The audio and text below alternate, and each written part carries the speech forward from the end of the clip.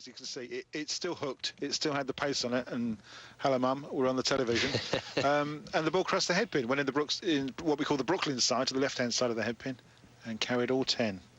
So if he does shoot 300 game, I'm sure he won't mind. This next ball for Larsen to pace with his opponent, Derek Eoff for the USA. In what is turning into a cracking men's final.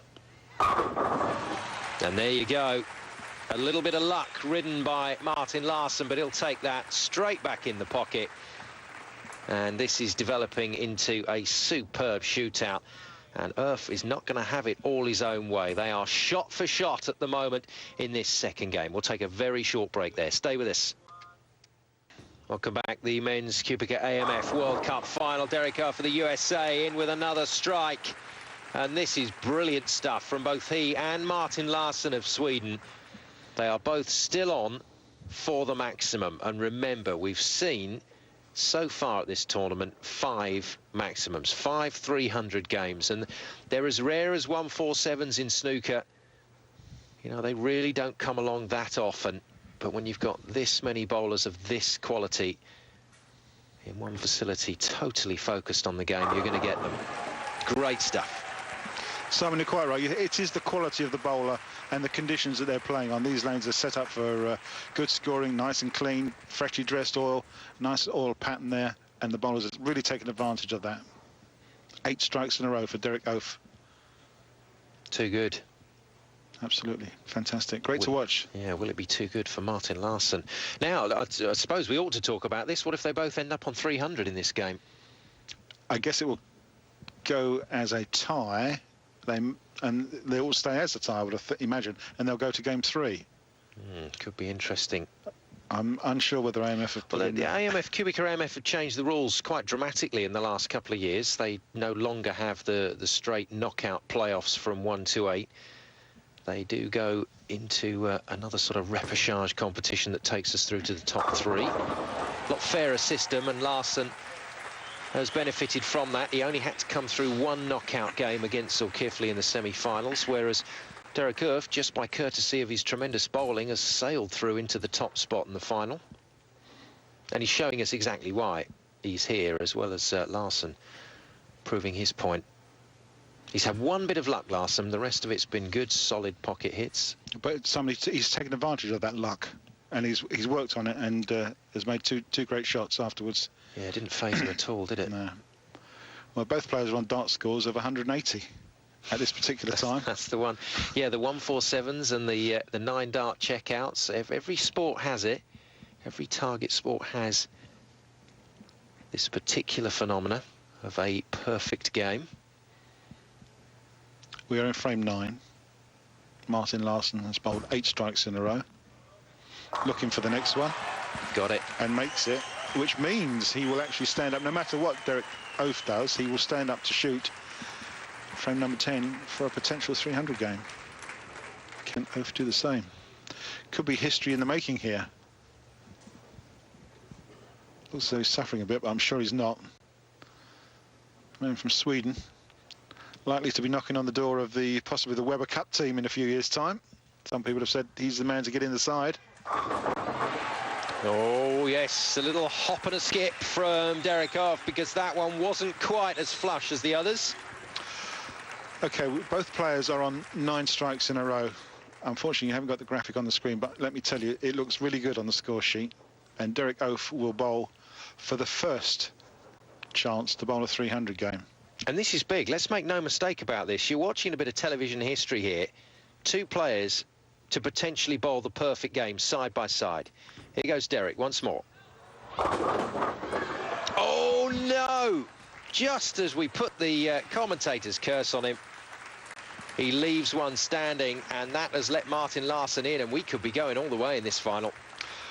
Well, yes, that's very unfortunate. Not the best shot in the world. Fortunate to break the split up and leave just the 2-pin. That's much too wide. See, that is just touching the head pin. The 10-pin goes, leaves a single pin spare. He can only make 279. Larsen can shoot 1 more strike and take this second game. Yeah, I was just going to say, some of the crowd, they're very disappointed. It does just put a dampener on it, because when you get your potential 300s at the World Cup, everybody, the whisper goes through the centre that it's on for someone. Next thing you know, the crowd flock to the lane, and that's when the pressure starts. And well, I thought Derek was going to do it, to be honest. He's been so perfect throughout, and a less than satisfactory end, but manages to topple all of them to at least keep some pressure on Martin Larsen. But the Swede now with an excellent opportunity to square this all up at one game apiece. Not often does a bowler shoot 279 and lose. This may be one of the occasions. Ball was slightly high through the headpin, doesn't matter. He's got some pin action there, and that's a lazy 10-pin will go. And there's the score, 279. Fantastic game. Can this man top it? The first ball will let us know. If the first ball's a strike, he's a winner. Absolute silence now as they appreciate this moment. Martin Larsen here on the verge of a bit of history. It's getting to everybody. Absolutely. Here we go then. First step towards the big one. Needs to be 10. No, no. Oh, my goodness. Well, this is incredible. This is still very much Derek Eoff's championship to win. Larsen's got all the pressure now. And what does he have to do from here, Cass? Well, he's got to spare this 10-pin and make a strike to tie. Oh, goodness. Dear, oh dear. Talk about excitement in the final here. I mean, that 4-pin's just, that 6-pin's just laid in the gut. It didn't touch the 10-pin at all. Slightly soft pocket hit. Not much as much power as the last shot. And that's why the 10-pin stayed up. This has to be a spare. Across the lane into the corner, comfortably done, very nicely done from Martin Larsen. You've got to fight that disappointment. Larsen moves to 259 in the 9th frame with a spare in the 10th. And it's nail-biting time because he needs a strike on his last ball to tie. Anything less, and the Bowling World Cup will be going to the USA.